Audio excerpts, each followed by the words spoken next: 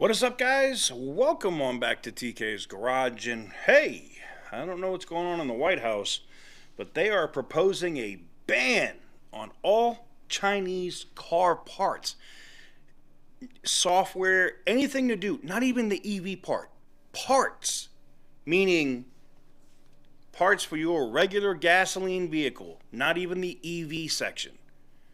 This is huge.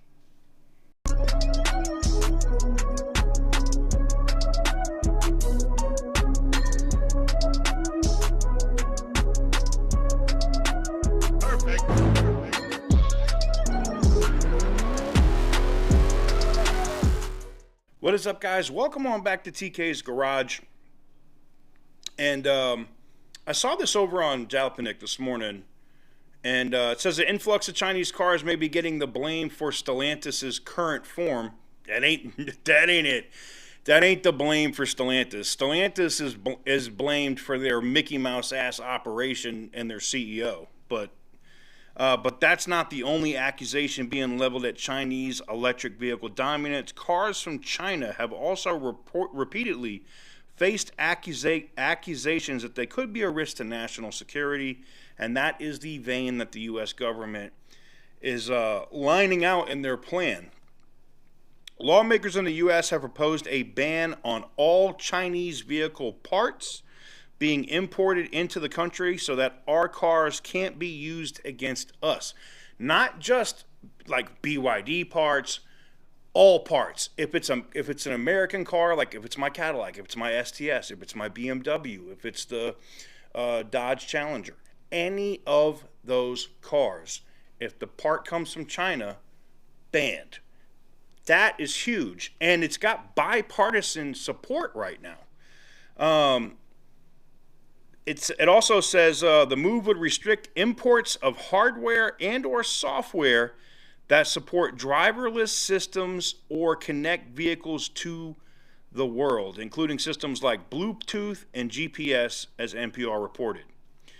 We've already seen, and this is what a quote was from the government, we've already seen ample evidence of China pre-positioning malware on a critical infrastructure for the purpose of disruption and sabotage, Jake Sullivan, the National Security Advisor, said on a call with reporters.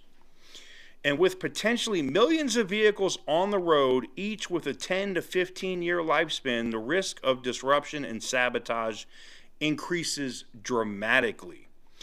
Now, this is a very similar, I don't want to say scare tactic, but a very similar thing that happened to Huawei. Now, I'm going to be honest with you.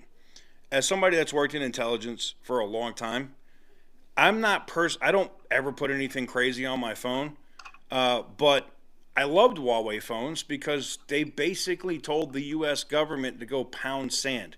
Now, I'm not going to say that my iPhone or my Pixel or my Galaxy Fold have a back door to the NSA where they can just come in and look at my phone whenever they want, but most likely that's a real possibility.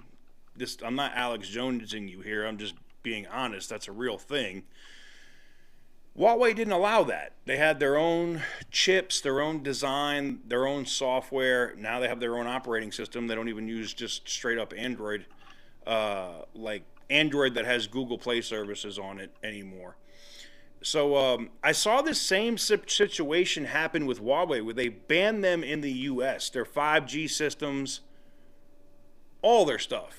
It was very interesting to me how that all played out. And it almost bankrupted them. It almost screwed them. They're coming back and they're doing good now over in Asia and some places in Europe alone.